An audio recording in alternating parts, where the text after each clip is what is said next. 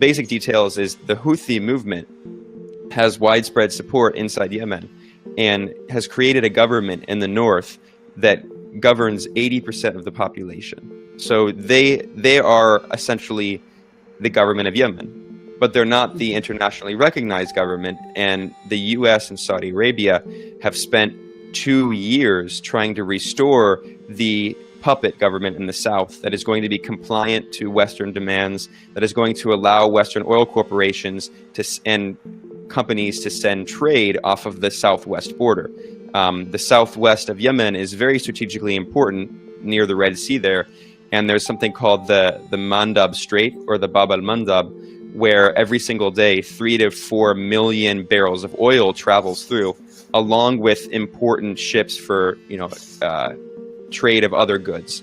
So this is a very strategically important region. Yemen does not really have natural resources like Saudi Arabia does. It doesn't have large oil reserves, but it's a strategically located country in the region. And then, of course, Saudi Arabia and the US are trying to do whatever they can to prevent another country in the region from emerging that exercises any kind of independent foreign policy, as Syria did, as Libya did, and that especially has some kind of close relations with Iran. So again, I know that's a lot of context there, and it's a lot to wrap your head around, but the point is that despite media outlets constantly calling this a proxy war, for instance, Vox here in the US expressly said recently in a video, they said Yemen is a proxy war between Saudi Arabia and Iran. That is blatantly false. I mean, that is propaganda that has been spread by the US and Saudi Arabia, because of course the US accuses anyone who it wants to overthrow of being a tool of Iran, a supporter of Hezbollah, etc. That helps them justify military aggression. And of course this war has left thousands and thousands of civilians dead, and has left millions on the verge of famine. And inside Yemen now, thanks to this war, we have the largest humanitarian crisis in the world. The largest in the world. And again, when we're talking about media coverage, we frequently hear about Syria, which is important because Syria is also a horrific crisis, although the media reporting on that is even worse. But when we hear about Syria all the time, of course, that is usually in media reports, those reflect the atrocities committed by U.S. enemies, by Western enemies, namely the Syrian government, Iran, Russia. What we don't hear about, of course, is the atrocities committed by the U.S., by its proxies, by Saudi Arabia. Well, this is also somewhat true for the conflict in Yemen. And there has been very inadequate reporting on this conflict, where it's very clear, there is no question, the U.S.-Saudi coalition is responsible for the majority of the civilian casualties. They've killed thousands of civilians in the bombing campaign, and especially thanks to disease and hunger. And Yemen is the poorest country in the Middle East, being bombed by one of the richest, Saudi Arabia, which is the largest oil exporter in the world. And now Yemen has been suffering from the worst cholera outbreak in history, in recorded history. So records for cholera began in 1949. Since 1949, there has been no worse cholera outbreak than the one in Yemen. And cholera has been eradicated in the West. This is not a disease that's a problem here in the US or in Australia or in the UK, in Europe. But in Yemen, where the disease had nearly been eradicated before the conflict, there now have been nearly 500,000 cases since late April, about 450,000 cases, and they're still growing. And this is actually worse than Haiti in 2011, after the horrific earthquake there. There was an outbreak of cholera. So we're talking catastrophic levels. In 3 months, Yemen has had more cholera cases than Haiti had in the entire year of 2011. At least 2,000 people have died.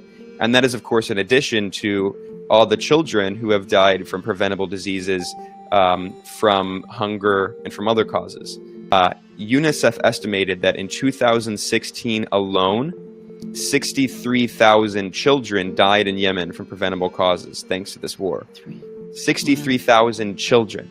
And again, we hear nothing. We hear no media reports. We hear constantly of Syria, where unfortunately hundreds of thousands of people have died. It's horrific. But then we hear nothing about Yemen, where the U.S. is directly responsible for fueling a war that last year alone led to the deaths of 63,000 children because of preventable causes.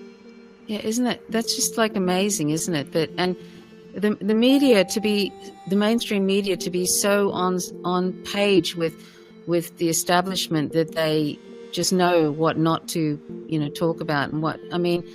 It's truly amazing. And wasn't it the UN? They decided not to supply the cholera vaccine. Is that right? Yeah. They said, and if you could talk a little bit about that. Oh, yeah, and whatever else you want to talk about in that. This is something that the UN certainly should be. I like this comment here. Capitalists have lost their morals. That's certainly true. I would say they never really had morals, but that's not. The system doesn't allow that.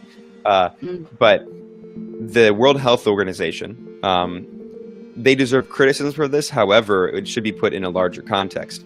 The World Health Organization announced a few weeks ago that they're ending their cholera vaccination campaign inside Yemen for two reasons.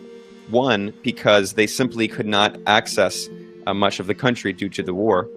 And I mentioned, I did an overview of the war, but what's even less mentioned is that the U.S. Navy is helping Saudi Arabia enforce a crippling blockade on Yemen, which is similar in many ways to the blockade being imposed on Gaza for 10 years now. Well, there's been a crippling blockade on Yemen that has prevented food, humanitarian supplies, water, fuel from entering the country.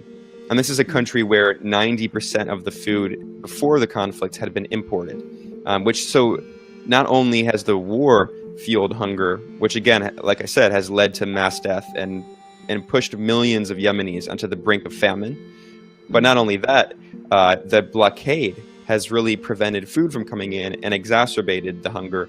And human rights organizations have expressly said that hunger is being used as a weapon in Yemen. But in addition to that, the World Health Organization announced that it's going to be ending its vaccination campaign because they simply can't get access to many of the parts of Yemen that are afflicted by cholera, because they're being bombed and attacked by the U.S.-Saudi coalition, because there's fighting going on between the Houthis and the Saudi coalition. Also, another factor that's related to it is they simply don't have funding. Repeatedly, the UN has tried to raise money to support Yemen, and repeatedly, they don't even get more than 1/4 of the requested funding. There are a variety of reasons for that. There are other conflicts going on, the war in Syria. Yemen is simply not on the radar, even though, again, as I stressed, this is the worst humanitarian crisis in the world that has been created by a UK-backed war. It's even worse in Syria, but it doesn't get any attention. It doesn't get the funding it needs. And also, the U.S., under Trump, is boasting of how it's cutting funding for international aid institutions in the United Nations. In fact, Nikki Haley, who is the ultra-right-wing U.S. ambassador to the UN, she boasted that the U.S. was cutting millions of dollars in funding. She literally bragged about it.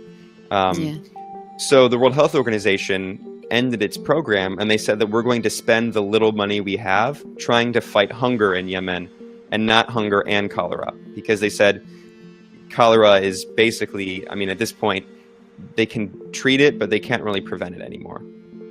Oh, really? God. Yeah, because it's hell that's on just earth. going to, because that's just going to rip through the population, and I don't know.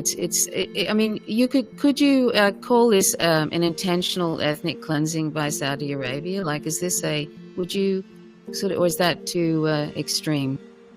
Well, ethnic cleansing is a very specific meaning. I wouldn't necessarily say it's ethnic cleansing, because that's what, like, for instance, the Israeli government has done inside Palestine, where you are displacing one ethnic population, namely the Palestinians, and replacing them with Israeli settlers. That is ethnic cleansing. In Yemen, it's different. It's not like Saudi settlers are trying to take over the country. I think you could argue that it's borderline genocidal. It's borderline genocidal. In the sense that, Saudi Arabia isn't necessarily trying to kill every single Yemeni, but they're using genocidal tactics, namely starvation, mass starvation, in order to force the population to essentially concede to whatever puppet government is being imposed on them. And again, they're using hunger as a weapon, and they're relentlessly bombing civilian infrastructure. And again, they're doing this with staunch American and British support. The coalition, in media reports, they commonly use the phrase Saudi-led coalition. And that is true. The coalition is Saudi-led. However, although the bombers are themselves Saudi, the planes they're flying are not Saudi. The planes they're flying are American and British. The fuel in the planes is American and British. The weapons they're using are American and British, including cluster bombs, which are banned by more than 100 countries. U.S. and UK-made cluster bombs have been dropped on civilian areas inside Yemen.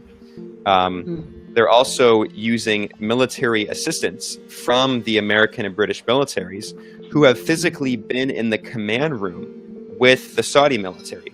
So this is, again, I use the phrase U.S. hyphen or U.S./Saudi war because this is not, it is technically Saudi-led on paper, but without American and British support, this conflict would never be able to go on. The war would be over, which is also true for other wars like the war in Syria. But the only reason Saudi Arabia is allowed to continue bombing Yemen politically, militarily, economically, is because of its support from Western countries. And that's why, not just Americans, but especially Americans, that's why we are directly complicit. Our tax dollars are going to fund the mass killing through actual war, but also through starvation, also through the spread of diseases of Yemenis. And this is blood on our hands.